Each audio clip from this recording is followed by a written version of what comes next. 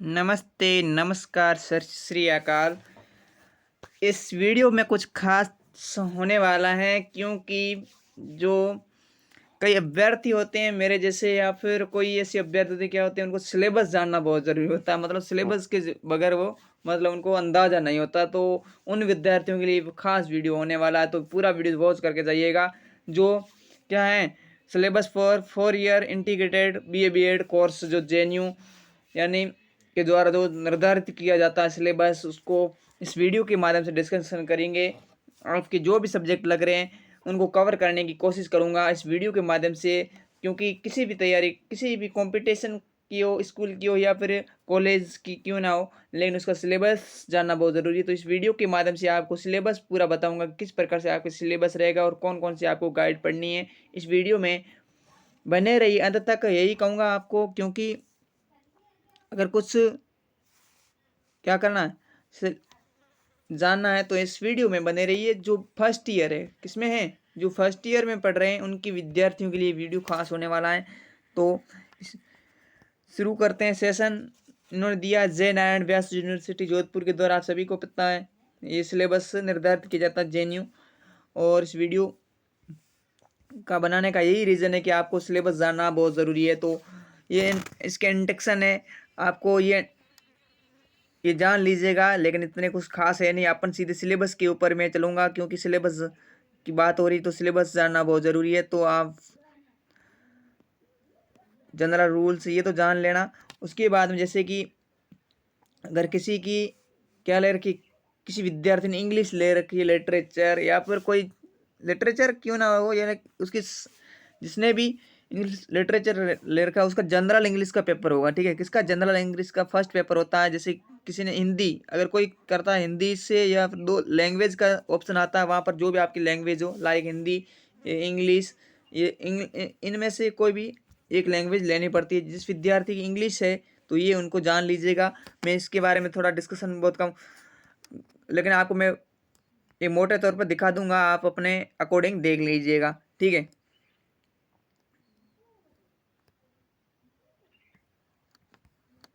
इस प्रकार से ये इंग्लिश का है। सीधा मैं आपको चलता हूँ जो हिंदी का है, जो पेपर है हिंदी की मैं बात करने वाला हूँ इस वीडियो में। तो आपका जो हिंदी का सामान्य हिंदी, कौन सी हिंदी, जो सामान्य हिंदी का हूँ या फिर आपकी हिंदी व्याकरण, उसके कौन से टॉपिक लगने वाले हैं बीए फर्स्ट ईयर में। ठीक है, तो पहला आप सभी को पता है पाठ्य पुस्तक के आपके 20% पूछे जाएंगे। कितने? 20% पूछे जाएंगे, यानी पाठ्य पुस्तक। तो इन्होंने ये बताया कौन कौन से, मतलब कौन सी पुस्तक पढ़नी है, ये इन्होंने निर्धारित कर रखा है। लेकिन मैं बात करूँ सामान्य हिंदी से, यानी व्याकरण की बात करूँ, तो आपको पहला वर्णों का वर्गीकरण, यानी वर्णों का वर्गीकरण, भेद पर भेद पढ़ना है। ख में आपको संधि दे रखी है, समास, उपसर्ग, प्रत्यय, तत्सम, तद्भव, शब्द शुद्धि और वाक्य शुद्धि, ये क जो उन्होंने बनाया है उसके अंतर्गत। उसके बाद में या यूनिट, उसके बाद में सेकंड है वो उन्होंने संज्ञा और संज्ञा के विकारी तत्व, लिंग, वचन, कारक, उससे संबंधित सर्वनाम, विशेषण, क्रिया, सहायक क्रिया, काल, वृत्ति, पक्ष, वाच्य, अविकारी तत्व, क्रिया, विशेषण, संबंध बोधक, समुच्चय बोधक, विस्मय बोधक, यानी विराम चिन्हों की बात कर रहा है ये। निपात और विराम चिन्ह, विराम चिन्ह जो, ठीक है, इसके बारे में आपको पढ़ना है। उसके बाद में आगे देखें देखें तो उसके बाद अनेकार्थक शब्द है, शब्द जुगम, वाक्यांशों के लिए एक शब्द, पर्यायवाची शब्द, विलोम शब्द और मुहावरे तथा लोकोक्तियाँ, ये। उसके बाद में देवनागरी लिपि है, उसकी विशेषताएं क्या है, मानक हिंदी वर्णमाला तथा अंक, और हिंदी वर्तनी का मानक रूप, कार्यालय पत्र लेखन, कार्यालय प्रणाली, कार्यालय प्रणाली, उसके बाद पारिभाषिक शब्दावली है, यानी कार्यालय संबंधी ये शब्दावली होने वाली है। तो इस प्रकार से हिंदी का सामान्य हिंदी का पेपर होगा, पेपर एक। इंग्लिश हो जिसने भी लैंग्वेज जो भी ले रखी है उनका पेपर होने वाला। तो मैंने हिंदी की डिस्कशन की, जिस विद्यार्थी ने हिंदी ले रखी है उनके लिए। ठीक है, उसके बाद में देखें आपके इन्होंने प्रत्येक इकाई 20 अंक की होगी, प्रत्येक इकाई एक अंक के 20 बहुविकल्प विकलात्मक प्रश्न पूछे जाएंगे। इस प्रकार से इन्होंने कुछ ये दी है, तो ये आप जान लीजिएगा। लेकिन मोटे तौर पर जो आपकी हिंदी व्याकरण लग रही है वो आपने जान लिया। ठीक है,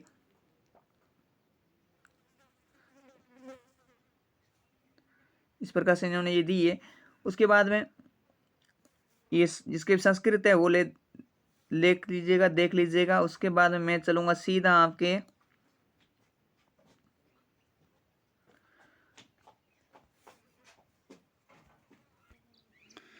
उसके बाद में हिंदी साहित्य का कुछ मैं डिस्कशन करूंगा, लेकिन इसके बाद मैं हिंदी का एक वीडियो साहित्य का डालना चाहूँगा, क्योंकि उसकी मैं विस्तृत आपको जानकारी देने की कोशिश करूंगा, क्योंकि इस वीडियो के माध्यम से थोड़ा समझाने में मतलब समस्या हो रही है। तो आप वीडियो देखें। तो पहले इन्होंने पाठ्य निर्धारण पुस्तक दे रखा है। मध्यकालीन जो कविता का पाठ है वो त्रिभुवन नाथ शुक्ल और जय भारती प्रकाशन इलाहाबाद के द्वारा ये बुक्स है। तो इस बुक्स को आप लेना चाहे तो ले लीजिएगा।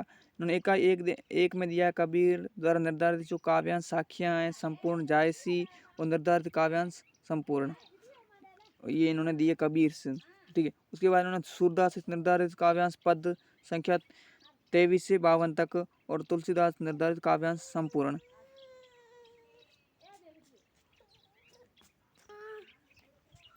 आगे देखें, ये आप हिंदी साहित्य का मैंने आपको बता दिया। मैं इसका विस्तृत वीडियो बनाने वाला हूँ। अगर किसी को देखना है तो नेक्स्ट मैं वीडियो ज़रूर बनाऊँगा इसके ऊपर, ठीक है। ये आप इनका ये अपने अनुसार मतलब समझ लीजिएगा। और ये इनका सिलेबस है, ठीक है।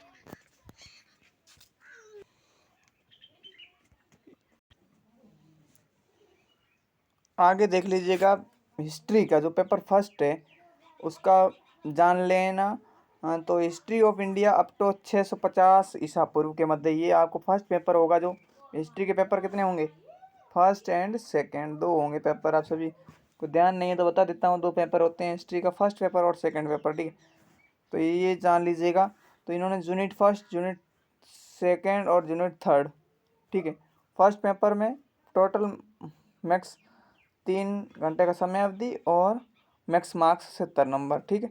ये इन्होंने दिया है, ये आप जान लीजिएगा। लेकिन इसका सिलेबस जो होगा 5 यूनिटों में विभाजित होकर आएगा।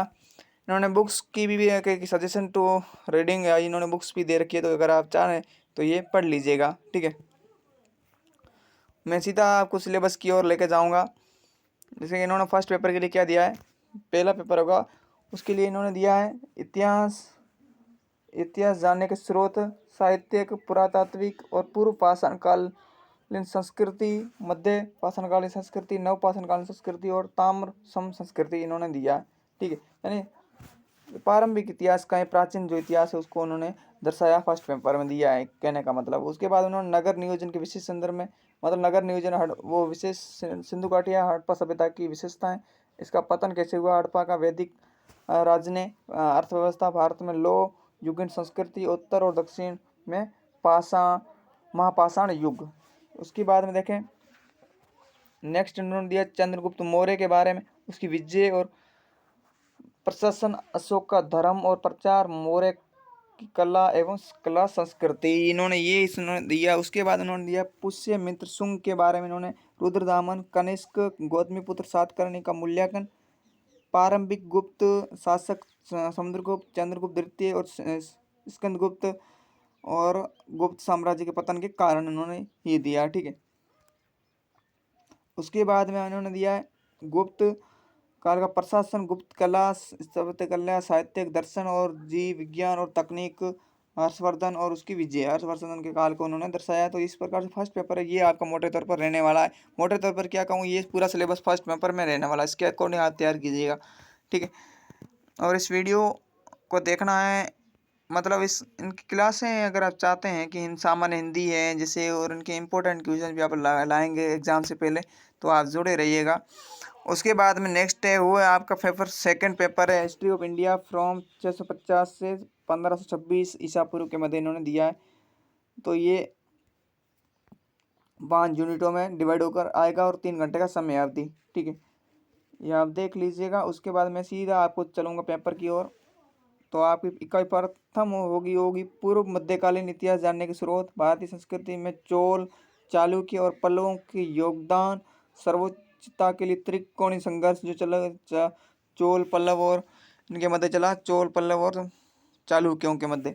उसके बाद इन्होंने मीर भोज, प्रत्यावर्षी उपलब्धियां, महमूद गजनवी और मोहम्मद गौरी का आक्रमण, इनको इन्होंने दर्शाने की कोशिश की है। उसके बाद इकाई जो थर्ड है इसमें इन्होंने कुतुबुद्दीन ऐबक दिया, इल्तुतमिश और बलबन की उपलब्धियां, अलाउद्दीन खिलजी, विजय, प्रशासन और आर्थिक और सैनिक। ठीक है। उसके 21 उन्होंने मोहम्मद बिन तुगलक के प्रशासनिक कार्य, फिरोज तुगलक के प्रशासनिक कार्य और धार्मिक नीति और सूफीवाद को उन्होंने दिया।